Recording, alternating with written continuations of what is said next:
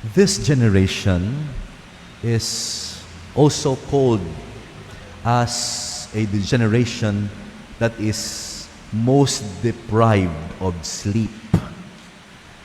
Ang ini nga henerasyon, kinakabi nga henerasyon kung sa diin, kulang gid ang tulog. Compared to other generations, they have enough sleep. But this generation is so lacking of sleep. Of course, one of the reasons is technology. Ang blue light nga ginaimot gali sang cellphone, okay, makes us awake. No wonder, some advice is, kung gusto magtulog, lugay ka anay tanaw sang YouTube dyan, o kung lugay ka anay cellphone. Kaya ga-emit siya sang blue light that makes you awake. Other than that, okay, mas damo kita paligban, and worst, okay, subo nga panahon tungod sa pandemic. And I have my own share of that. Okay? Maski ako nga pari, there were several nights, and those nights are not away. Just few nights ago, do kisa ginaabot kulba. Ano ni man, basi COVID ini?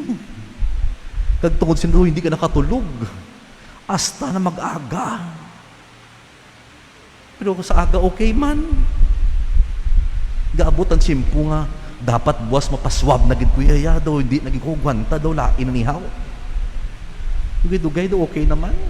Aha. Ang tawag gali sina panic attack. Or sa iban nga mga gatuon sa psychology, this is something new. This is called a COVID anxiety. Okay? COVID anxiety. And what does this panic tell us? Ang panic, pwede mo gali siya mausar para maintindihan natin. It is also an acronym. Okay? PANIC.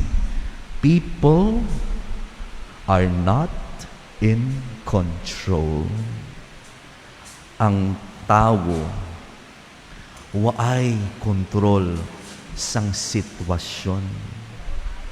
And because we are sometimes not in control, we panic. If we are to look into the gospel, the fishermen are in panic because even if they are seasoned fishermen, they are not in control of the situation. They feel they will be drowning. And they noticed Jesus doing the opposite. Kung sila nagapanik, si Jesus ahay tulog, kalmado. Some commentaries would interpret the sleeping Jesus in a very human way. Siguro tulog si Jesus nga isa ka karpentero, tungod kay upod niya tanan, mangingisda. Siro, kabalo man si Jesus. Mga experts ni sila ya, siguradong hindi malunod. Kampante ako yung upod ko tanan mga fishermen. How ako ya karpentero lamang. That is interpreting it in a very human way. And so when they woke up Jesus Christ and told him, we are already drowning. We are already drowning. We are perishing. Ikaw di katulog pa. And Jesus calmed the storm. Be still. And the waves died down. And the wind stopped. And they were in awe. Panic is caused by our lack of control. But if we entrust them to Jesus, our God, knowing that God is in control,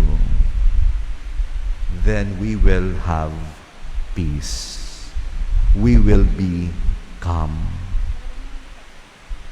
Amo gani isa sa aton nga weapon kung kita nagapanik, pangamuyo, to pray and tell the Lord, Lord, I surrender. I entrust everything to you. Kay kung aton paminsaron didto sa problema nga hindi naton makontrol, ti madalman kita. Kay kung kulang tulog mo, mahina resistensya mo, dali ka dakpon sang balatian. But if our mind is in the Lord, then we will have peace. We will have peace because we surrender them to God, who is in control of everything. But we remember the words of Jesus Christ in the Gospel of John. He said, peace I give to you, my peace I leave you. Not the peace that the world could not give. Not the peace that the world could give, but He alone could give. Usually, ang aton pangkalibutanon nga pagtulok sang ginatawag nga peace, amo nga, kung waayron gamo, kung waayron budlay,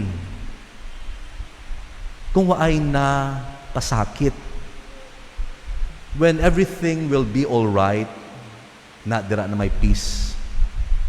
Amo gani, kung kapanumdum ka, may peace lang ako kung matapos na ining COVID nga ini, pila paayhan katuig hulaton mo, antes may peace of mind ikaw.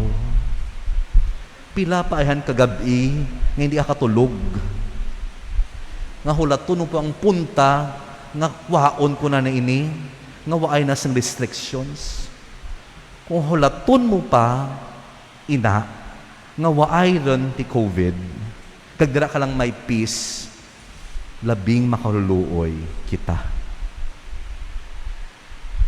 I watched this very inspiring and empowering video of this contestant in America's Got Talent. Ang pangalan sining contestant, si Nightbird. Kasi si Nightbird, isa ka babayi, 30 years old. She has cancer. And the chances of survival is 2%. 2% na lang gid ang chances of survival. But this woman would hold on to that 2%. And she told the judges and the audience, 2% is not 0%. And how it is so amazing to still have that 2%. 98% mapatay siya. But he would not think on that 98%. He would look at that 2%. He would thank even that small chance. Mas dako ang problema, pero mas ginatulok niya ang ining gamay nga tsansa. Kay inang oportunidad subong nga siya makapasundayag sa tanan nga mga tawo. And what hit me is when she said, you do not wait for life not to be hard in order to be happy. Hindi mo na paghulaton nga ang butang hindi na mabudlay para mangin malipayon ikaw. If you are to apply it in our context, hindi na naton paghulaton nga matapos ang COVID-19 para mangin malipayon. Para may peace kita. Nga hindi mo paghulaton ang punta nga Because Jesus is with us. Kag amo ng aton nga hawiran. That is what we have. Our faith in God, who is in control of everything. Kung ihatag sang Dios sa aton, let that be the source of our peace. Hindi mo na paghulaton ang solusyon, ang problema mo, may solusyon na. Antes ka mangin malipay o kung kalmado, let us just live with what we have. Kag kung ihatag ang grasya sang Dios kanaton. The Lord gives us a peace that the world could not give. And so, in these moments wherein we are not in control of many things and would even cause us to panic, let us hold on to Jesus.